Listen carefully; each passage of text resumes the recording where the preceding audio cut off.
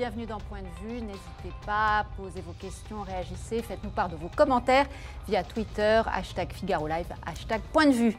Nous allons bien sûr parler du sommet sur le climat qui se tient aujourd'hui à Paris. Un nouvel élan sera-t-il vraiment donné à la lutte contre le réchauffement? Ou Emmanuel Macron en fait-il un peu trop pour cultiver son image anti-Trump? C'est ce qu'on va voir ensemble. La communication n'est pas absente non plus du 100 mois lâché hier par Xavier Bertrand à destination de Laurent Wauquiez. Ce départ finalement n'est-ce pas une tempête dans un verre d'eau? Chacun a sans doute son point de vue là-dessus. Quant aux bons chiffres sur l'emploi publiés ce matin, peut-on s'en réjouir? La France crée des emplois de salariés, mais cela a-t-il un véritable impact sur le chômage? Ce n'est peut-être pas évident. Enfin, nous ferons un détour par Béziers. Béziers qui vit à l'heure du western et des trains à vapeur. C'est en tout cas la défense de son maire, Robert Ménard, pour justifier une campagne d'affichage très contestée. Robert Ménard, toujours doué pour faire parler de lui. Merci à vous quatre d'être ici pour en débattre. Bonjour Jean-Marc Four. Bonjour. Vous êtes directeur de la rédaction de France Inter et fidèle à Point de Vue. Votre dernier livre, c'est La mécanique médiatique, est paru chez Le Mieux. C'était en 2016. Bonjour Charles Beigbeder. Bonjour. Vous êtes homme d'affaires, vous faites aussi de la politique. Avec Robert Ménard, dont on vient de parler, vous avez participé à un colloque intitulé Hausse à droite, visant à l'union des droites. Et vous avez écrit Charnellement de France, paru chez Pierre-Guillaume Deroux en 2016. Merci. Bonjour Erwan Lenohan. Bonjour. Vous êtes consultant en stratégie, vous enseignez à Sciences Po et vous êtes l'auteur de La France des opportunités, toutes les bonnes nouvelles qu'on ne vous dit pas. C'est paru aux Belles Lettres cette année. Alors cet emploi salarié en hausse est-il à ranger au chapitre des bonnes nouvelles? Marc Landré, vous allez nous le dire. Vous êtes rédacteur en chef au service économie du Figaro et vous êtes aussi fidèle au poste. Merci d'être là. Toujours très sage. Toujours très sage, c'est sûr, on va le vérifier. Alors encore un sommet pour la planète, serait-on tenté de dire. Bill Gates, Arnold Schwarzenegger, Michael Bloomberg, les Américains sont presque tous à Paris. Évidemment, il manque Donald Trump. Autour d'Emmanuel Macron, c'est une quarantaine de chefs d'État et de gouvernement qui sont réunis, ainsi que des centaines d'entreprises, de fonds souverains et de représentants de la finance. Alors, le grand capital peut-il venir au secours de la planète? C'est ce qu'on va voir dans un instant, après avoir écouté un extrait du discours d'Emmanuel Macron, discours qu'il vient de prononcer devant ses invités à Boulogne-Billancourt, près de Paris. Quand je dis qu'on est en train de perdre la bataille aujourd'hui, je veux que vous preniez conscience que derrière moi, il y a des chefs d'État et de gouvernement. Dans 50, 60 ou 100 ans, il y en a 5, 10, 15 qui ne seront plus là, tout simplement. Ça veut dire ça, ce qu'on est en train de faire. Et on ne pourra pas dire qu'on ne sait pas, c'est ce qu'on est en train de décider à ne pas changer. On décide juste qu'il y en a plusieurs autour de cette table qui vont disparaître, leur population avec eux. Ce que nous entamons aujourd'hui, c'est le temps de l'action, parce que l'urgence est devenue permanente. On le voit, un discours bref pour une fois, sans fioriture, assez direct. Jean-Marc Four, est-ce que Emmanuel Macron est en train de prendre le leadership de la lutte contre le réchauffement climatique? En tout cas, il le souhaite, il essaie de le faire. En tout cas, on va dire que c'est un bel affichage. On ne peut pas contester qu'il y a un bel affichage, que l'aventure est assez séduisante. Effectivement, vous avez donné un peu le plateau tout à l'heure. La vraie question, c'est est-ce que derrière l'affichage, il se passe vraiment quelque chose en cuisine? Est-ce que de fait, parce que Emmanuel Macron a probablement raison de dire qu'il est minuit moins 5 et qu'il faut agir vite, est-ce que de fait, on va réussir à agir vite? Et quelle part vont prendre particulièrement les partenaires privés et les entreprises, les banques, les assurances, etc. dans ce dispositif, puisque c'est en grande partie là l'enjeu de ce sommet d'aujourd'hui. C'est effectivement le financement, le nerf de la guerre. Charles Beigbeder, juste sur la forme déjà, est-ce qu'effectivement il fait de l'anti-Trump? Est-ce qu'il peut s'afficher comme le monsieur climat de la planète? Bon, c'est bien, c'est bien. Je crois qu'on a besoin de ces sommets pour mobiliser tous les terriens, toute la planète, parce que c'est un problème quand même. On émet 40 milliards de tonnes de CO2 par an et la planète peut en absorber que 10 milliards. Donc à force, il va y avoir un problème. Alors oui, alors sans doute, ça accélère le réchauffement. Rappelons quand même que le réchauffement n'est pas dû seulement aux émissions de gaz à effet de serre, c'est peut-être aussi le cycle de l'étoile. Donc soyons prudents quand même quand on dit c'est uniquement à cause des gaz à effet de serre que la planète se réchauffe, c'est un peu dangereux. Toujours est-il qu'il faut lutter contre cela. Le problème de ces sommets, c'est que ça devient très très bureaucratique et technique et que les gens n'y comprennent plus rien.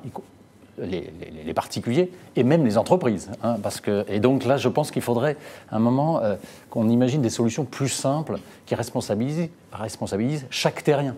Et qu'on dise, puisque c'est 10 milliards de tonnes pour la planète par an, qu'on ait 7 milliards, c'est 1,5 tonne par personne. Donc, et qu'on aide les gens à calculer leurs émissions. Erwan Lenoir, vous êtes d'accord? Les gens ne comprennent plus rien?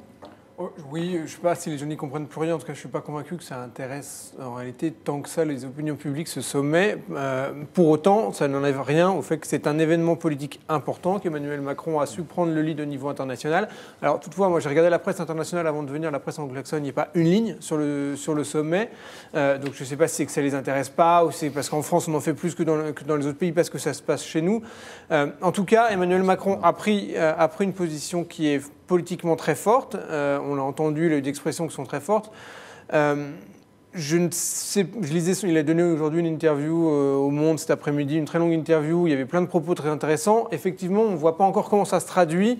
Il y a de grandes ambitions internationales, mais on ne voit pas exactement s'il est réaliste de penser qu'il va pouvoir mettre en œuvre des sanctions au niveau international, qu'il va emporter tout le monde. Ça reste un peu flou. Par contre, et j'en finis par là, très bonne initiative à mon sens, c'est qu'il dit maintenant c'est plus les États, c'est au secteur privé d'agir, et je suis convaincu que c'est par le privé qu'on arrivera à changer les choses. Alors, ça me fait une transition pour Marc Landré, toute trouvée. Est-ce qu'au privé de se saisir?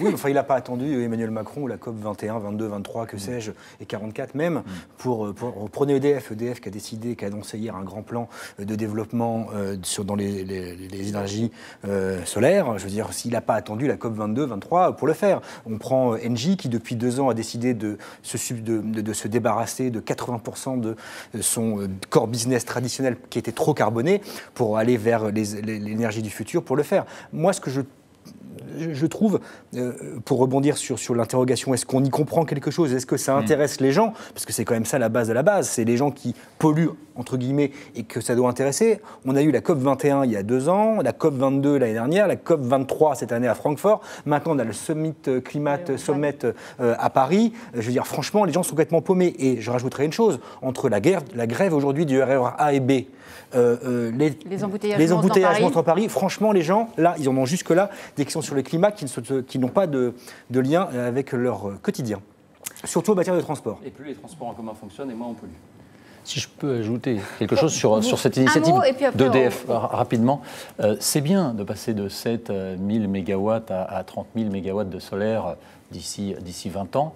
Mais je ne suis pas sûr que la solution soit uniquement dans des grandes centrales photovoltaïques au sol qui va accélérer la bétonisation de nos terroirs. Moi, je pense qu'il faut un peu de ça et beaucoup de transformation de nos toitures, des toitures de nos bâtiments, de nos pavillons, de nos maisons, à l'aide de panneaux photovoltaïques, dans des solutions qui favorisent l'autoconsommation énergétique notamment. Alors, avant d'aborder le très concret, un petit retour sur Emmanuel Macron, qui effectivement a donné une interview à CBS, un des premiers réseaux américains, toujours pour se poser en adversaire de Trump sur cette question. On l'écoute. When you sign a treaty, you have to respect it. The US is a great government, is a great country. The US did sign the Paris Agreement. It's extremely aggressive to decide on its own, just to leave. And no way to push the others to renegotiate because one decided to leave the floor. I'm sorry to say that. It doesn't fly. So, sorry, but I think it's a big responsibility in front of the history, and I'm pretty sure that my friend President Trump will change his mind in the coming month or years. I do hope. You think he'll change his mind? Yes. I mean, I'm not ready to renegotiate, but I'm ready to welcome him if he decides to come back. Vous faisiez la moue, Charles Becbédé, c'est du wishful thinking de penser que Trump va changer après une interview d'Emmanuel Macron? Emmanuel Macron exagère un petit peu. Le traité n'avait pas été ratifié par le Congrès américain, donc on ne peut pas dire que les États-Unis avaient signé le traité. Donc c'est un petit peu incorrect, un petit peu impertinent, je trouve, par rapport aux Américains. Et puis en plus, c'est un peu l'hôpital qui se fout de la gueule de la charité, si vous me permettez, malgré tout le respect que j'ai pour le président de la République, mais il a fait exactement la même chose sur la scène européenne avec les travailleurs détachés. Il y avait un accord qui avait été bouclé, qui était prêt à être transposé dans chacun des États. Il est arrivé après son élection en disant « Moi, je ne suis pas lié parce qu'a fait mon prédécesseur ou parce qu'a été décidé au niveau du Conseil européen par l'ensemble des autres États, donc je m'en lave les mains et je demande à ce qu'on renégocie ce traité et finalement on va avoir quelque chose d'un petit peu différent mais qui reporte non pas à aujourd'hui mais à 2022 des décisions qui auraient pu être faites dès maintenant. » Oui. Et puis Il y a quand même, Jean-Marc Faure. il y a quand même quelque chose d'un petit peu troublant, c'est que d'un côté, vous avez cet affichage très fort, effectivement. Alors, Emmanuel Macron profite du fait que son friend, président Trump, a déserté, que Theresa May et Angela Merkel ont d'autres chats à fouetter en ce moment. Donc d'accord, il y a un très beau leadership, d'affichage, etc. Mais sur le fond, on ne peut pas dire que la France montre particulièrement l'exemple sur le sujet. Si on prend, par exemple, le sujet des énergies renouvelables, le moins qu'on puisse dire, c'est qu'on est plutôt en retard par rapport à nos partenaires européens. On ne va pas abreuver les gens qui nous regardent ou nous écoutent de chiffres. Mais enfin, les chiffres sont très spectaculaires. Et si, par exemple, ne prenons pas le photovoltaïque effectivement terrien, prenons l'éolien offshore. Alors là, c'est juste, c'est simple. Hein. L'éolien offshore, c'est simple. Alors, combien en France de... Zéro. Des projets, mais zéro. Zéro projet. Il y a plusieurs projets, mais en effet, ils sont enquistés. Et moi, je parle de ça parce que j'ai souvenir d'avoir couvert en Grande-Bretagne le lancement des grandes fermes offshore au large du Pays de Galles. C'était il y a quasiment 10 ans. Nous, on en est à zéro. Et l'éolien représente quoi de la production électrique en France? Genre 3 ou 4%. La géographie, la géologie n'est pas tout à fait la même. On a plus de profondeur. Bon, il y a les zones où c'est possible. Sont des zones où on a beaucoup de pêche. Je ne dis pas que c'est simple. Je dis juste on a les écolos. Entre zéro et le mix britannique qui doit être de l'ordre de 35% de l'éolien et de l'éolien offshore, il y a quand même de la marge. C'est clair. On a des écolos, vous le soulignez, Marc-André, mais personne n'a vraiment non plus envie d'avoir un champ d'éolien près de chez soi. La réforme, c'est pour ça qu'en mer, c'est intéressant. Oui, c'est intéressant. Je veux dire, personne n'habite à côté, sauf ceux qui sont sur les plateformes pétrolières. À la limite, on leur demande pas vraiment leur avis. L'offshore, effectivement, mais moi, je trouve ça à titre personnel, puisque l'Espagne a quand même fait ce choix. Ils ont, je sais plus, 18 ou 20% de leur mix, de leur production d'électricité qui est de l'éolien. J'imagine qu'on a aussi du nucléaire et qu'il faut arrêter de dire que le nucléaire, c'est le mal. C'est quand même inouï. On a cet atout incroyable. Sauf qu'elle doit baisser dans la part de production d'électricité. Mais pourquoi? De toute façon, pourquoi doit-elle baisser? Parce que c'est la loi. C'est la loi. Mais on s'en fout. Une loi, c'est de faire une loi. C'est absurde. On a cette chance et ça peut profiter à nos grands industriels électro-intensifs. Non, mais pour les en revanche, le faible coût de l'électricité dû au nucléaire, parce que le faible coût de l'électricité en France, on la paye absolument pas. Ça va augmenter. Oui, mais ce faible coût dû à la part du nucléaire nous a empêché, d'une certaine manière, de regarder en face le sujet du renouvelable un peu plus tôt. Je vous donne les premières réponses à notre question, qui était donc ce sommet, est-ce que c'est un simple affichage? Eh bien, 70% de nos internautes répondent que oui, c'est de l'affichage plus que de l'action. On va écouter Bruno Le Maire, ministre de l'économie. Il était ce matin l'invité de France Inter et il parle de la finance, lui, de cette économie verte. Ce qui veut dire au 1er janvier 4 à 5 centimes d'euros de plus par litre de diesel pour les particuliers. Il faudrait qu'on atteigne environ 30 euros la tonne. C'est un prix indicatif que je donne, mais il est trop bas, donc il n'est pas assez dissuasif. Et là aussi, ça rejoint la réflexion que je fais. La finance est un levier très puissant pour réorienter les investissements et améliorer la situation du climat dans le monde. Oui, non, mais il a raison. Il parle du prix de la tonne de CO2 qui, en effet, s'est effondré après des débuts prometteurs. Et donc, il est beaucoup trop bas pour inciter les acteurs, privés ou particuliers, à entreprendre les investissements nécessaires pour réduire leurs émissions de gaz à effet de serre, augmenter l'efficience énergétique. Donc, il faudrait un prix mondial beaucoup plus élevé pour que ça fonctionne. Je ne suis même pas d'accord au niveau européen là-dessus, sur la tonne de CO2. Et les Suédois, en revanche, eux, ils ont fait une taxe. Ils ont dit c'est 150 € la tonne de CO2. Alors c'est peut-être comme ça qu'il faut démarrer pour pouvoir ensuite aller vers ce prix mondial du carbone qui serait à un niveau suffisant. La taxe sur les transactions financières qui est revenue dans l'actualité avec la tribune de 4 ministres prononçant pour le moment, elle est effective en France et en Grande-Bretagne. Une chance qu'elle soit étendue? Quelle taxe déjà? La taxe sur les transactions financières? Parce qu'il y en a tellement. La taxe sur les transactions financières. Non, mais elle existe toujours. Oui. Elle existe toujours sur les achats d'actions. Oui, mais c'est un problème parce que du coup, les capitaux s'échappent du bassin de capitaux national et je ne suis pas sûr que ce soit une bonne chose pour nos entreprises, c'est parce que ça augmente leur coût du capital. Pour répondre à votre question, non, Marc-André. Pour moi, c'est clair, net. On est parti tout seul et on est parti. On restera tout seul, quelques exceptions près. Erwan Lenan. Le président de la République a dit cet après-midi en fait qu'il voulait l'étendre. Vous militez pour l'étendre, mais c'est typiquement français. C'est-à-dire que quel que soit le sujet, notre réponse c'est de la réglementation ou une taxe. Et là aujourd'hui, on a eu les deux. C'est-à-dire qu'il a proposé d'étendre une taxe et puis ils ont proposé de changer le code civil sur l'objet des entreprises pour ajouter maintenant que l'entreprise devait avoir un but social, le développement, qu'il y ait des fleurs et que tout aille bien. C'est typiquement français, ça ne va rien changer en pratique, ça va au contraire avoir, et sur les questions fiscales et sur les questions économiques, des effets néfastes et des effets non voulus. Ce qu'il faut, c'est plutôt ce qu'a dit aussi le président de la République, il faut que le secteur privé se saisisse du sujet. Et pour ça, il n'y a pas besoin de créer des taxes ni de la régulation. Ce que disait Marc Landré tout à l'heure, pourquoi les entreprises ont changé, c'est sous la pression des opinions publiques, de leurs consommateurs. C'est ça qui va les faire bouger, pas du tout. C'est pas ce qui changerait les mentalités, ça n'est pas une loi ni une réglementation. Il y a une attitude qui va être intéressante à observer. D'ailleurs, Bruno Le Maire l'évoquait ce matin sur Inter, c'est l'attitude des fonds souverains. Puisque, évidemment, ils sont quand même en possession d'un levier financier très important. D'ailleurs, ils ont assis, le paradoxe, c'est qu'ils ont assis, d'une certaine façon, leur fortune sur les hydrocarbures. Sur le pétrole. Et on va voir si aujourd'hui ils sont prêts à investir de façon assez massive sur d'autres énergies. C'est un des enjeux financiers importants. Mais c'est une des questions qu'on se pose effectivement. C'est l'argent va là où on en tire le maximum de profit généralement. Est-ce qu'on peut imaginer que là il y a une finance vertueuse? Ces projets sont rentables parce que si en effet le charbon, on arrête progressivement le charbon, il faut bien produire de l'électricité. Et donc ces projets d'énergie renouvelable peuvent trouver une rentabilité et donc l'argent commence à aller de plus en plus vers ces projets, ce déficit d'offres qu'il faut combler.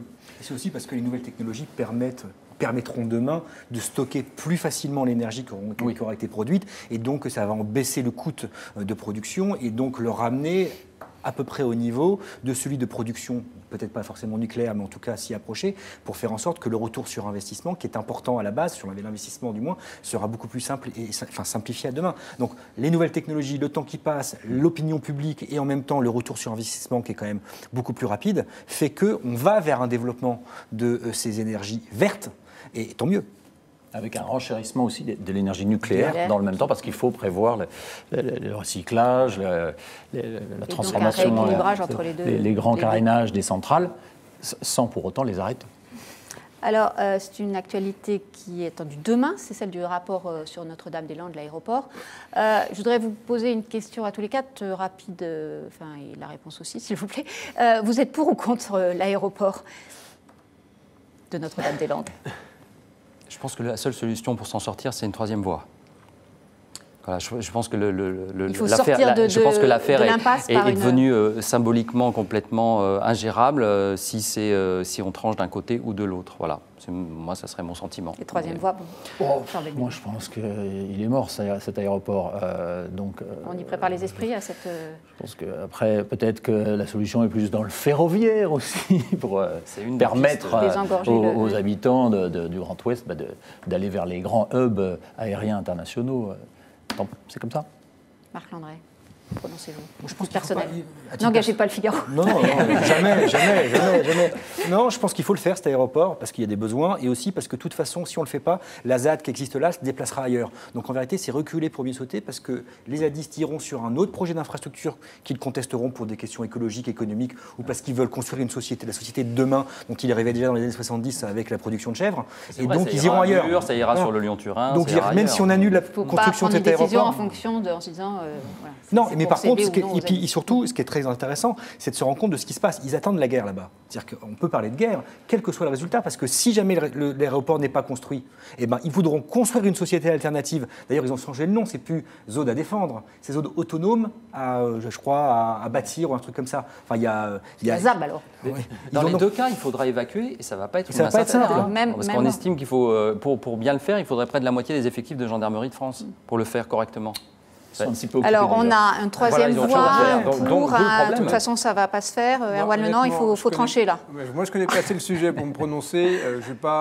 Tout ce que je trouve... Mon seule analyse sur cette question, c'est que je trouve déplorable que l'État recule depuis autant de temps devant un groupuscule de gauchistes qui occupe le lieu. C'est la preuve d'un échec, mais considérable de l'autorité de l'État dans ce pays. Et effectivement, c'est aussi un vrai sujet que ces groupuscules se déplacent de projet en projet et empêchent aujourd'hui souvent des infrastructures de se réaliser. Et ce n'est un bon signe ni pour les infrastructures, ni pour l'autorité de l'État dans ce pays. Si je puis ajouter, petit clin d'œil, il n'y a pas que des gauchistes qui sont contre le projet, puisque Philippe de Villiers, Oui, mais il n'est pas sur place. Il n'est pas à 10. il ne veut pas du tout de cet aéroport parce que ça rajouterait 2 heures de trajet pour qu'on aille au Puy du Fou. Alors que là, la Vendée est tout près de Loire-Atlantique, enfin de l'aéroport du Sud, qui est au sud de Nantes pour l'instant. Alors, on n'aura sans doute pas la réponse demain, parce que demain, c'est la remise du rapport. Mais en janvier, le gouvernement donnera sa position sur la question. On a pas mal de réactions, alors évidemment, sur le sommet climat. Je reviens au sujet principal. Avec le droitiste qui nous dit, avec le chômage qui ne cesse d'augmenter, n'y a-t-il pas plus urgent que ce sommet ? Effectivement, on peut se poser la question. Chômage baisse. Eladi, ça on va en parler aussi, merci de le rappeler Marc. Eladi qui nous dit cette rencontre n'a pas d'importance avec l'absence des États-Unis. C'est vrai, on en a parlé aussi, mais bon, est-ce que c'est Arnold Schwarzenegger ou Bill Gates qui peuvent suppléer l'absence du président américain? Oui, parce qu'il y a quand même beaucoup de collectivités américaines qui sont présentes, donc tous les fonds de pension dont on parlait tout à l'heure, qui prennent des initiatives dans le sens du traité d'une réduction des gaz à effet de serre, bien que les États-Unis n'aient donc pas signé cet accord et il n'est toujours pas ratifié. Voilà. On va passer à notre deuxième thème, si vous le voulez bien, avec un peu de politique franco-française. Alors, c'était la contre-programmation de la soirée télévisée hier, pendant que sur TF1, Laurent Wauquiez affichait son objectif de rassemblement 24 heures après être devenu président des Républicains. Xavier Bertrand annonçait, lui, sur France 2, qu'il quittait son parti. Cette défection va-t-elle affaiblir Laurent Wauquiez? Va-t-elle donner des idées à d'autres? Ou n'est-ce qu'une clarification salutaire, l'aboutissement d'une aventure individuelle, disent certains, celle du patron des Hauts-de-France qui avait coupé les ponts depuis longtemps? On va regarder Xavier Bertrand, qui a annoncé donc son départ, et puis ce départ qui est commenté par Éric Woerth, député LR de l'Oise, et qui est lui resté chez les Républicains. J'ai décidé de quitter définitivement les Républicains. J'ai voulu me taire pendant cette campagne, par respect pour les adhérents, par respect pour les candidats, mais là maintenant je n'ai pas envie de me taire, parce qu'il y a d'autres choses aujourd'hui dans lesquelles je ne reconnais plus ma famille politique. La dérive face à l'Europe, on a besoin de l'Europe. On doit être exigeant vis-à-vis de l'Europe, mais on en a besoin. Et puis j'aime plus cette politique de l'agressivité et aussi des boucs émissaires. En réalité, Xavier Bertrand, il a quitté les Républicains depuis bien plus longtemps. À cause du il second a très tour peu participé. De l'élection présidentielle, dit-il. Même avant, il a très peu participé à la primaire, très peu. Il n'a pas vraiment pris parti entre les candidats. Voilà, c'est son choix. Je pense que son choix, il est essentiellement dicté par sa position dans sa région. D'ailleurs, il le dit. Mon parti, c'est ma région. Charles Becbédé, ce départ, c'est un sale coup pour Laurent Wauquiez. Non, c'est une excellente nouvelle. Bon, j'aime bien Xavier Bertrand, franchement. Et puis, c'est sans doute un très bon président de la région, de la belle région Hauts-de-France. Mais on avait besoin de cette clarification idéologique aux Républicains, dont je suis issu. On avait besoin, moi j'avais dit d'ailleurs pendant la campagne de Fillon, à un moment où ça tanguait dans tous les sens, au moment du Trocadéro, que c'était bien, qu'il fallait un peu épurer, idéologiquement, on s'entend, ce rassemblement. Parce qu'il y a des gens qui pensent tellement différemment les uns des autres qu'à la fin, si on veut faire la synthèse, c'est de l'eau tiède et les gens n'y comprennent plus rien. Or, les Français, en tout cas les sympathisants de droite, ils veulent des mesures claires, ils veulent qu'on traite le problème de l'insécurité culturelle, de l'insécurité physique, le problème du chômage. Et là, désolé, mais je ne vois pas en quoi c'est rechercher des boucs émissaires, comme dit Xavier Bertrand. Je ne vois pas en quoi c'est une dérive contre l'Europe que de dire les choses simplement et de dire il faut lutter contre le communautarisme islamique, par exemple, rétablir la sécurité dans les territoires perdus. Et je pense que, tant pis pour Xavier Bertrand, il y en aura peut-être d'autres, mais au moins, là, Laurent Wauquiez, il aura une unité, une cohérence idéologique qui lui permettra de reconstruire les Républicains. Clarification, Jean-Marc Four. Je pense aussi que Laurent Wauquiez a tout à gagner à une clarification idéologique. Je pense qu'effectivement, s'il doit avoir une chance de parvenir à ses fins, il faut qu'il commence par constituer un socle clair. C'est comme ça que ça marche, dans le système politique français, de toute façon. Il faut qu'il ait un socle clair, et derrière, dans un deuxième temps, mais c'est plus tard, qu'il cherche à l'élargir. Mais d'abord, il faut qu'il ait un socle clair. Donc de ce point de vue-là, effectivement, ça peut contribuer à clarifier. Après, la question, c'est y a-t-il quand même, malgré tout, pas un risque hémorragique important? Parce que si l'hémorragie devient trop forte, si effectivement, après un Xavier Bertrand, un Estrosi, un Juppé, d'autres, il y a une question sur Valérie Pécresse, même si moi je doute fort que Valérie Pécresse passe à l'acte là-dessus, mais quand même, il y a un risque hémorragique. Donc si l'hémorragie est trop forte, bon, voilà, malgré tout, attention, ça peut fragiliser Laurent Wauquiez, mais sur la clarification, je pense que c'est, oui, paradoxalement, peut-être aussi, je suis d'accord, une bonne nouvelle pour le nouveau patron de LR. En tout cas, pour le moment, nos internautes à la question, effectivement, Xavier Bertrand a-t-il eu raison? Ils sont 77% à répondre positivement. Erwan Lenan, clarification salutaire, disait-on, mais en même temps, ça donne des arguments à ceux qui disent Laurent Wauquiez, c'est une base très étroite à droite. Mais de fait, compte tenu du contexte politique depuis mai, la base LR s'est réduite. Donc, quel qu'ait été le candidat qui... Là, c'est Laurent Wauquiez, mais ça avait été un autre candidat. De fait, sa base aurait été plus réduite qu'elle ne l'était il y a quelques mois, il y a quelques années.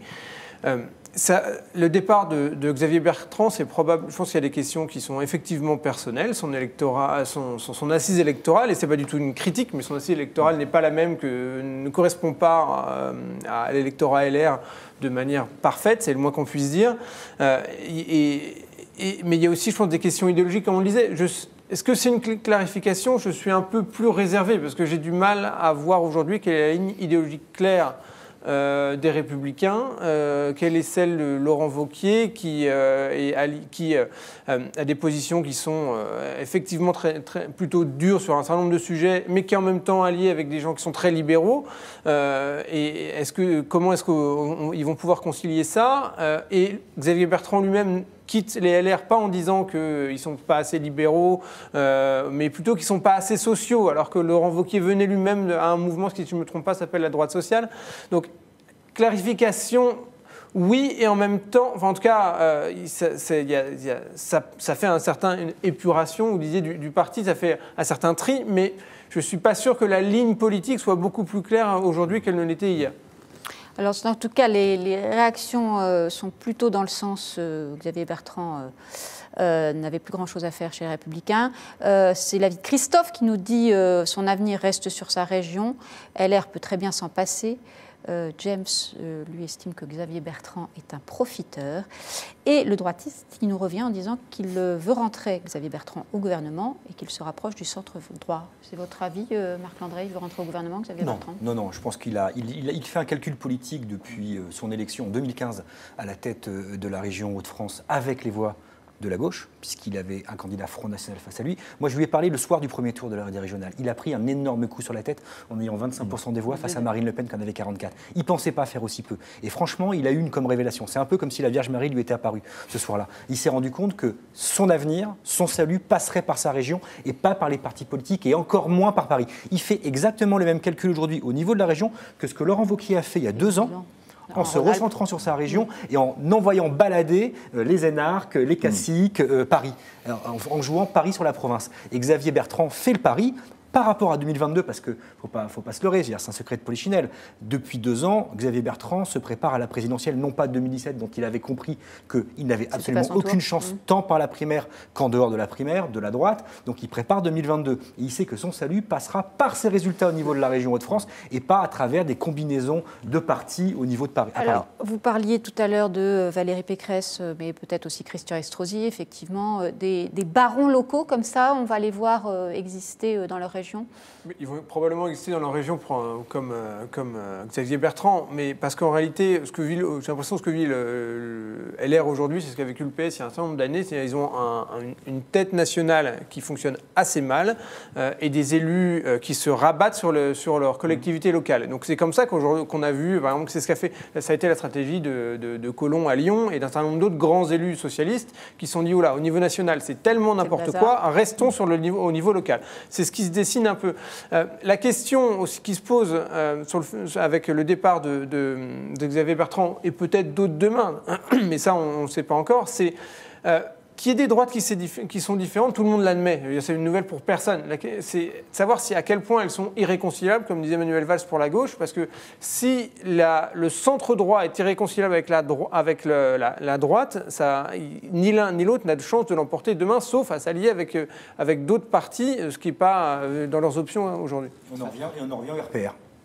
Oui, de toute façon, ça va durer un moment. Enfin, on se l'est dit déjà autour de cette table plusieurs fois. Ça va forcément durer un moment.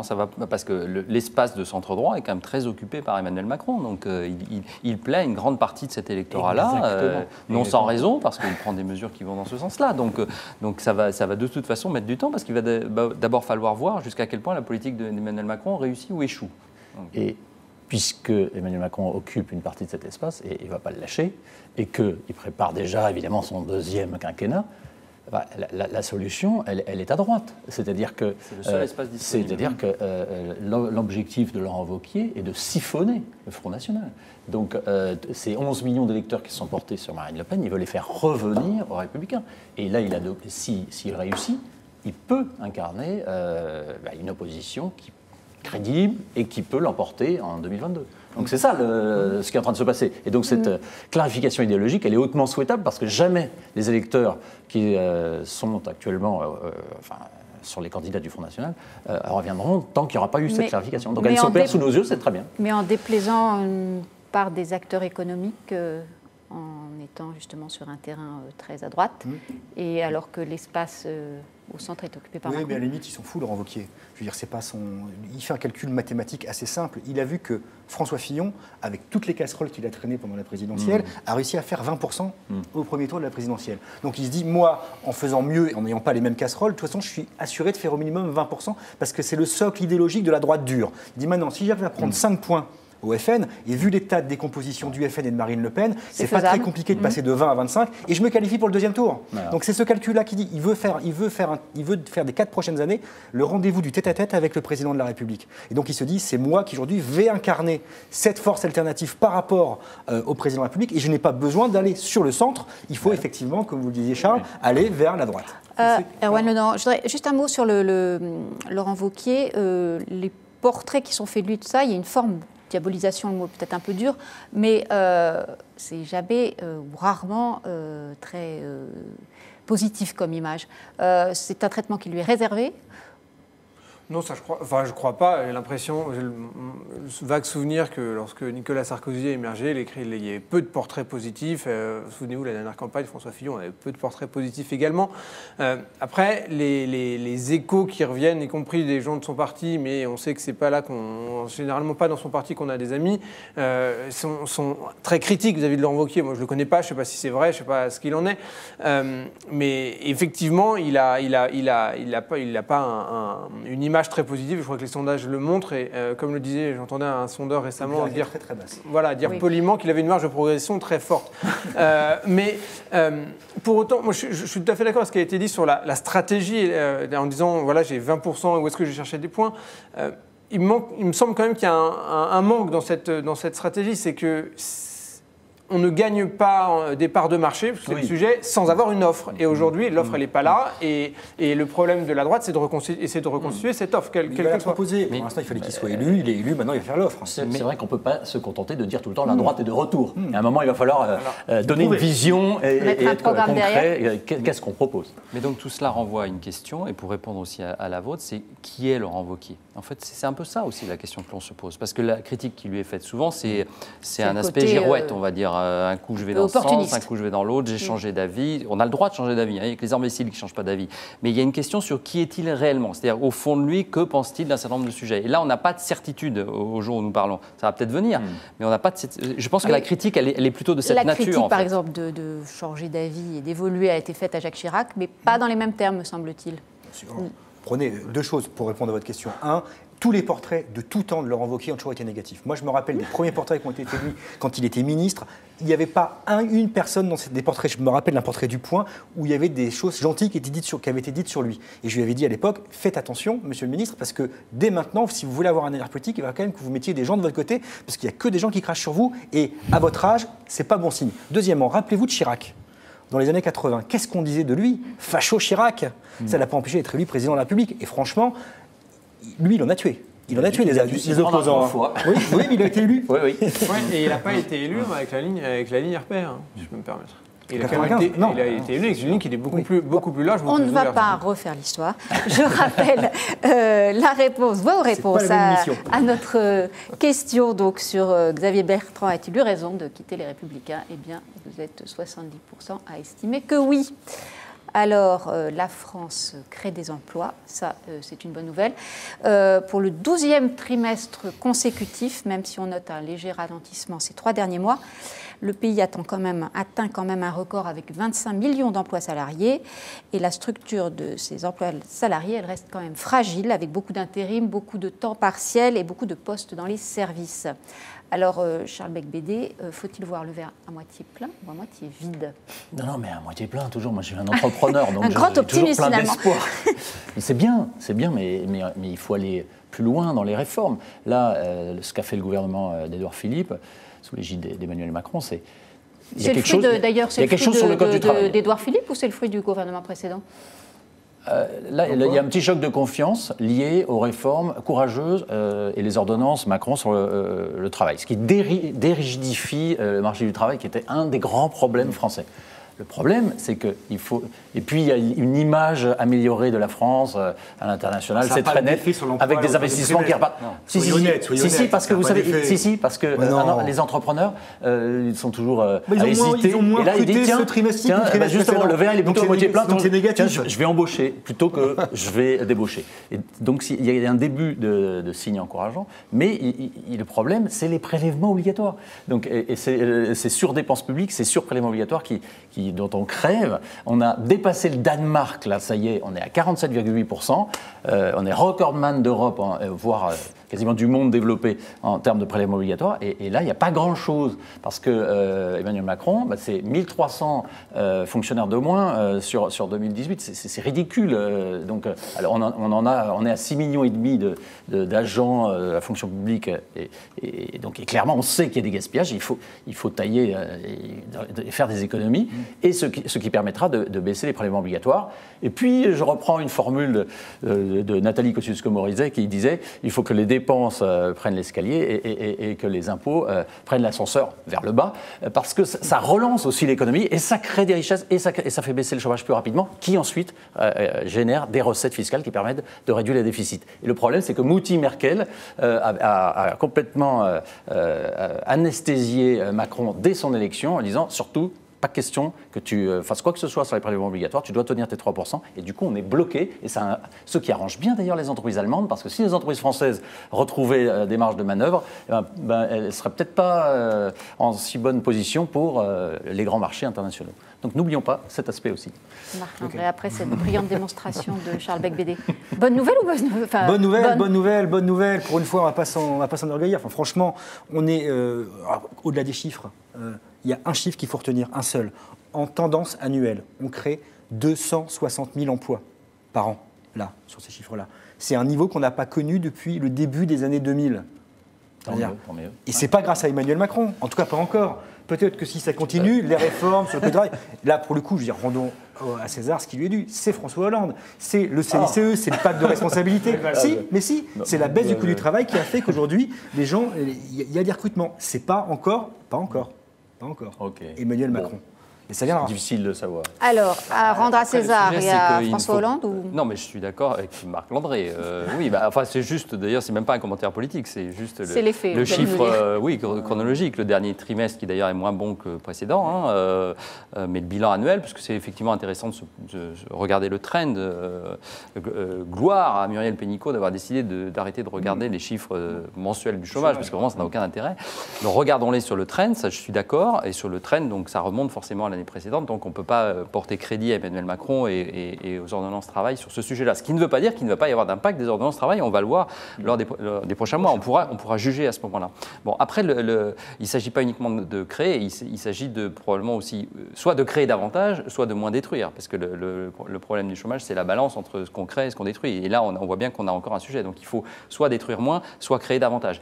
Et deuxième point, le paysage est quand même assez contrasté. D'ailleurs, vous le disiez au départ, c'est-à-dire qu'il y a des secteurs où ça porte, il y a par exemple l'intérim se développe. Et l'intérim qui augmente. Voilà, il y a aussi des régions où ça porte mieux que d'autres. Enfin, le paysage est assez compliqué. Je crois qu'à l'ouest c'est mieux qu'à l'est. Enfin bon, voilà, il faut regarder les choses de façon un peu détaillée pour bien comprendre ce qui se passe.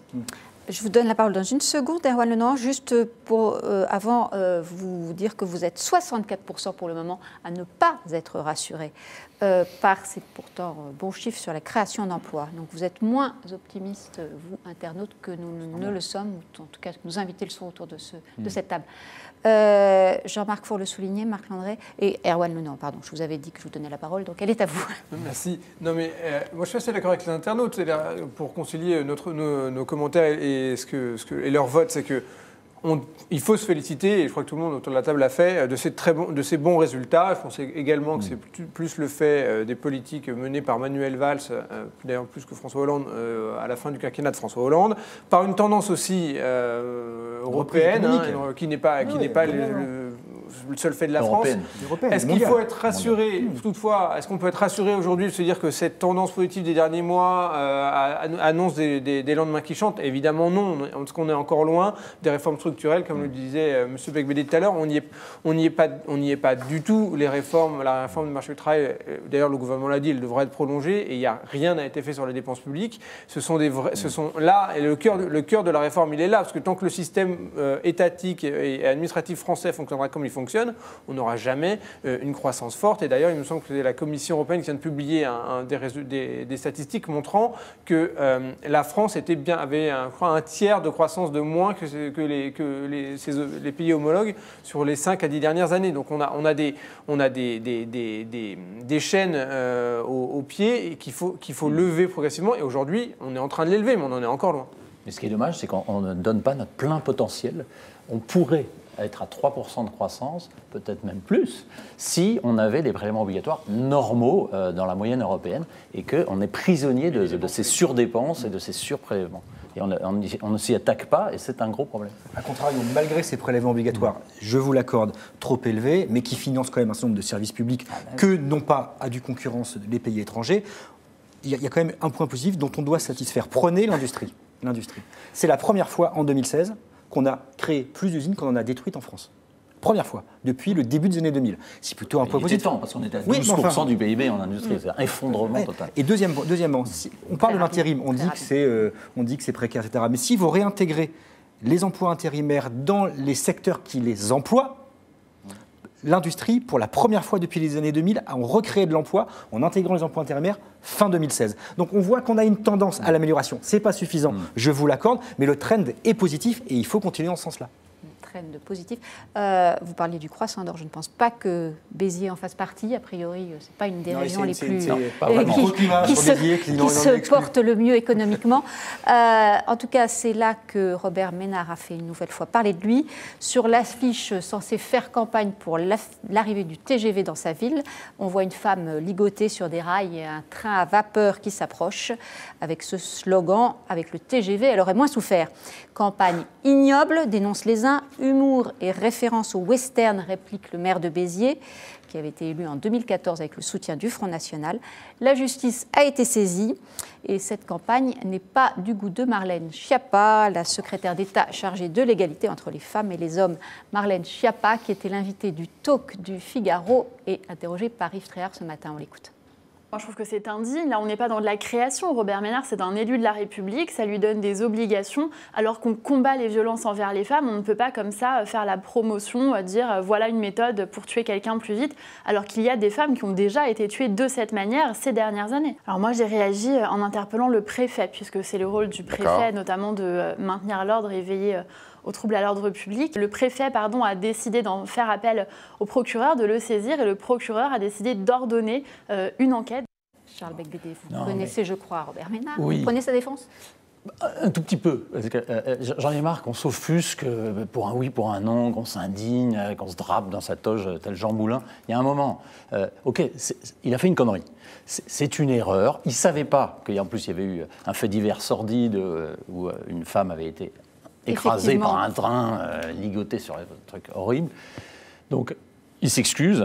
Et Et puis, mais maintenant, franchement, il ne faut pas non plus donner une dimension gigantesque à un petit truc de potache. Je sens que Jean-Marc Four va vous dire que c'est un récidiviste en la matière.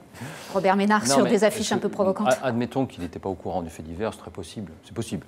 Il l'a dit. Non, mais admettons, il n'y a pas de souci avec ça. En revanche, soyons pas naïfs sur le fait qu'il cherche à faire parler de lui. Voilà, d'ailleurs, il a réussi. Vous voyez, qu'est-ce qu'on fait là? Voilà, ça marche. Le sujet, c'est important. Et que ces séries d'affiches visent à ce que ça, quand même, à faire causer en provoquant. C'est toujours la même technique, je veux dire. Et puis on tombe à pieds joints dedans, on en parle. C'est comme la dernière fois, il n'avait pas fait exprès de rajouter sur une photo une pancarte Béziers sur des trains de migrants, soi-disant que tous les migrants arrivant en France voulaient aller à Béziers. Il n'avait pas fait exprès. Par hasard, l'ordinateur avait créé une pancarte Béziers sur le train. Mais il n'a pas de bol, ce mec, c'est bizarre quand même. Je crois que vous avancez un peu trop sur le terrain de notre ami Jean-Baptiste Sémergent. Le spoil. Juste sur le fond, quand même, le TGV, il faut qu'il aille à Béziers. On n'y comprend plus rien, parce qu'on dit qu'il y a trop de TGV maintenant. Alors pour Béziers, oui, non. Moi, je ne connais pas le dossier, donc je ne peux pas vous dire s'il a une nécessité que le TGV s'arrête à Béziers. Je redis, en revanche, la campagne d'affiches, il n'y a pas que celle-là. Il y en a 4 ou 5. Bon, elles sont délibérément provocatrices et elles visent à faire parler de lui. Alors, nos internautes là également sont nombreux à répondre et à nous dire pour le moment à 60% que cette affiche doit être interdite. Jean-Baptiste Sémergent. Merci de nous avoir rejoints. Mais c'est un plaisir. Même si et vous allez nous dire tout le bien ou le mal qu'on pense sur Internet de cette campagne. Je vais reprendre les mots de Léon Zitrone, qui disait qu'on parle de moi en bien ou on parle de moi en mal, peu importe, l'essentiel c'est qu'on parle de moi. C'est quand même des bons mots qui vont très bien au phénomène de buzz en général. Cercle vertueux, l'avalanche informationnelle où on se critique, on se crie, ça se cristallise, mais on en parle. Aujourd'hui, effectivement, on en parle. Et donc, ça fonctionne. Bon, le maître en la matière, c'est quand même Donald Trump, qui a fait des tweets incroyables contre Hillary Clinton, autant durant la campagne que même récemment. Et Hillary Clinton qui répondait. Et donc, c'est ça qui est intéressant, c'est qu'il y a une cristallisation avec un clan du pour et du contre.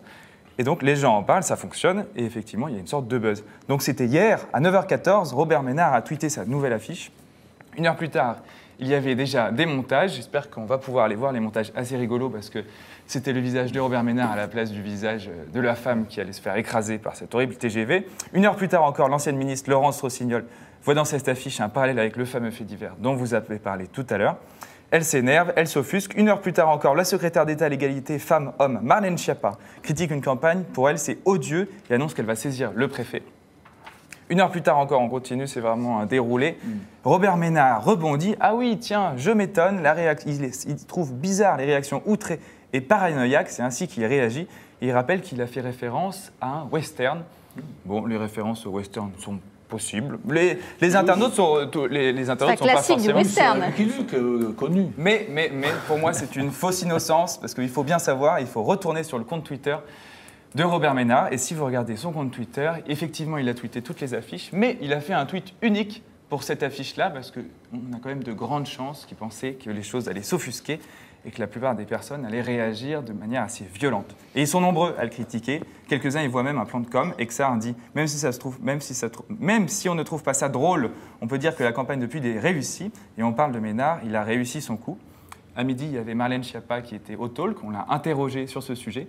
Et je lui ai demandé si ce n'était pas aussi un piège et si elle n'était pas tombée dans le piège. Christine vous remercie d'avoir saisi le préfet de l'Hérault contre la campagne de publicité à Béziers.